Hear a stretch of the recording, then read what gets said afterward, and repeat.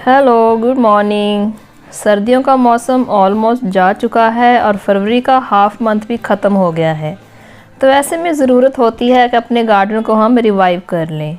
बहुत से ज़रूरी काम होते हैं जो हम फरवरी मार्च में निपटा लेने चाहिए। और ये खूबसूरत से फूल जो आप मेरी बगिया में देख रहे हैं, ये विंटर सीज़न के ही हैं। और कुछ ही देर में जैसे ही समर सीज़न शुरू होगा, अच्छे से टेम्परेचर बढ़ना शुरू होगा, तो ये सब के सब फ्लावर्स ख़त्म हो जाएंगे।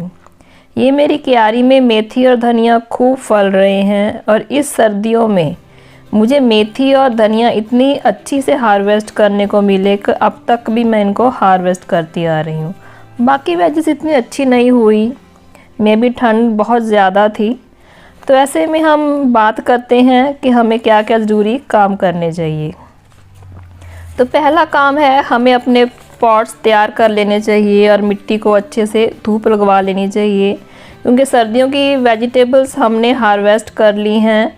तो ऐसे में उनकी मिट्टी जो खाली पड़ी है उनको धूप लगवाना बहुत ज़रूरी होता है। और दूसरा इम्पॉर्टेंट काम, आपके गार्डन में बहुत से सूखे पत्ते, हरी टहनियाँ, हरे पत्ते निकल रहे होंगे, उन सबको आप एक जगह पे कलेक्ट करके रखिए, ताकि जो धूप पड़ रही है उनसे इनका मॉइस्चर थोड़ा सा कम हो जाएगा और हमें अपने पॉट्स फिल करने में आसानी रहेगी। और तीसरा और इम्पॉर्टेंट काम है, जो भी आपके फूल खिल रहे हैं उनमें आप डेड हेडिंग करते रहिए। डेड हेडिंग क्या होती है? जैसे ही फूल मुरझाने शुरू करते हैं हम उनको पिंच करके तोड़ देते हैं, ताकि न्यू बर्ड्स डेवलप हों और हमें अच्छे अच्छे फूल पूरी बगिया में देखने को मिलते रहें और इसी तरह से हमारा बगीचा भी फूलों से हरा भरा रहे। नेक्स्ट काम हमें जो फरवरी मार्च में करने होते हैं कि हमें अपने सीड्स तैयार कर लेने होते हैं नेक्स्ट सीज़न के लिए, ताकि नेक्स्ट विंटर सीज़न जब भी शुरू हो तो हम इन्हीं सीड्स को ग्रो कर सकें। ऐसे पूरे एक पौधे में 3 या 4 फूल हम छोड़ देते हैं, जिससे कि ये इनमें से सीड्स तैयार हो जाते हैं। मूली मैंने ऐसे ही पॉट में छोड़ दी थी, इनको मैंने हार्वेस्ट नहीं किया और उसमें से ऐसे ही बड़ी बड़ी स्टिक्स निकलती हैं और उस पर फ्लावर्स आते हैं और उन्हीं फ्लावर्स के नीचे हमें ऐसी छोटी छोटी फलियां देखने को मिलती हैं। ये फलियां एडिबल होती हैं, हम इनको खा भी सकते हैं। और इसी तरह से हम किसी भी प्लांट के सीड्स तैयार कर सकते हैं जो हमें अगले सीज़न के लिए काम आते हैं और इनको बड़े अच्छे से हम ग्रो कर सकते हैं। ये सब मेरे मेथी के सीड्स तैयार होते हैं, जिनको मैंने 2 पॉट्स में लगाया था। और इसी तरह से मेथी में जो फ्लावर्स आते हैं उसमें से ऐसे हरे रंग की फलियां निकलती हैं छोटी छोटी। ये कसूरी मेथी है जिसकी पत्तियां छोटी होती हैं, उसके सीड्स ऐसे फूलों के बीच में से निकलते हैं और जैसे ही ये ब्राउन हो जाएंगी, सख्त हो जाएंगी, तो ये इंडिकेशन होता है कि हमारे सीड्स तैयार हैं। तो ये सर्दियों में ये काम जैसे ही ख़त्म होता है सर्दियों का, जो ज़रूरी हो जाते हैं। इसी तरह से सीड्स और तैयार करने के लिए मैंने सरसों के कुछ 4-5 पौधे ऐसे मैंने छोड़ दिए थे, उसमें से भी बड़े लंबे लंबे स्टिक्स आई हैं और छोटी छोटी फलियां बन रही हैं। धीरे धीरे ये ग्रीन कलर से रेड कलर की होती हैं और रेड कलर से ये सूखना शुरू होती हैं। जैसे ही ये सूख जाती हैं तो हम इनको हार्वेस्ट करके रख लेते हैं।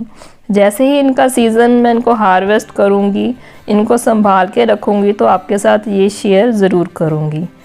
और जाते मौसम में कुछ कुछ वेजिटेबल्स तो मुझे मिल ही रही हैं, जैसे कि ये मटर की बेल और कुछ एलोवेरा। अगला काम जो मैं अभी शुरू करूँगी वो है मेरी इस बड़ी सी क्यारी में इसकी मिट्टी को उल्ट पुल्ट करना। इसकी मैं अच्छे से गुड़ाई करूँगी। ये कुछ पालक और गोभी की सैपलिंग्स लगी हैं जो अभी इस सीज़न में बढ़ेंगी तो नहीं, तो इनको मैं पूरा खाली करके इनकी छोटी छोटी कटिंग्स करके इसी मिट्टी में मिला दूँगी और इसी मिट्टी को मैं अच्छे से गुड़ाई करके कुछ दिनों के लिए धूप लगवाऊँगी। क्योंकि ये बड़ी सी क्यारी है तो इसकी मिट्टी बाहर को निकालना और फिर दोबारा इसको भरना उसी क्यारी में एक हेडेक हो जाता है, बहुत बड़ा काम होता है। तो हम क्यारी की मिट्टियों को ऐसे ही उल्ट पुल्ट करते हैं। और सबसे आगे का काम है, आपके पास जितनी भी सैपलिंग्स अभी गर्मियों की सब्जियों की तैयार हो गई हैं उनको आप ट्रांसप्लांट कर लीजिए। ये एक नेस्टेरियम का प्लांट है, इसमें भी मैंने कुछ फ्लावर्स ऐसे ही सीड्स के लिए छोड़ दिए थे, क्योंकि नेस्टेरियम का फ्लावर हमें हमारे प्लांट्स को इंसेक्ट्स के बचाने के लिए काम आता है। और ये कुछ मटर के फलियां हैं, मटर के प्लांट्स हैं जो अच्छे से बढ़ नहीं पाए, रीज़न क्योंकि मैंने इसमें पुराने सीड्स लगाए थे। ये समय रहता है हमें अपने क्रिसैंथेमम या गुलदाउदी को बचाने का। इनमें जितनी भी बर्ड्स आई थी उन सबको मैंने प्रून कर दिया है, और जैसे ही इनकी ये कुछ टहनियाँ बची हैं इनको भी मैं अच्छे से प्रून कर दूंगी। और ये है एक शिमला मिर्च का पौधा जो मैंने काफ़ी देर से लगा रखा था, लेकिन फ्रूट्स अब आने शुरू हुए हैं। और ऐसे ही एक पम्पकिन की बेल जो मैंने ऊपर नेट पे चढ़ा रखी है, तो धीरे धीरे इसमें भी अच्छे से ग्रोथ होगी। नेक्स्ट हमारा पॉइंट है सीड्स बोने का। अभी विंटर जा चुका है और जितनी भी समर की वेजिटेबल्स हैं उनके सीड्स लगाने का ये सही मौका है, क्योंकि अभी से हम प्रिपरेशन करेंगे अपने समर गार्डन की तो ही हमें अच्छे से यील्ड हो पाएगी, तभी हम अच्छे से वेजिटेबल्स हार्वेस्ट कर पाएंगे। चाहे वो सीड्स मार्केट से लाएं, चाहे वो आपके खुद के सेव किए हों, सीड की जर्मिनेशन रेट अच्छी होनी चाहिए। ऐसे ही इस सीज़न में फरवरी और मार्च में कामों की लिस्ट बहुत लंबी होती है। कुछ पॉइंट्स मैंने यहाँ पे डिस्कस नहीं कर पाई, लेकिन जितने भी डिस्कस करे हैं वो सब के सब बहुत इम्पॉर्टेंट हैं।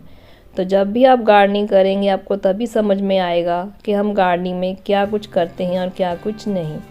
और ये मेरे खूबसूरत से फूल जो मेरे बहुत ही फेवरेट हैं, उनके साथ मैं आपको बाय बाय कर रही हूँ। Bye bye.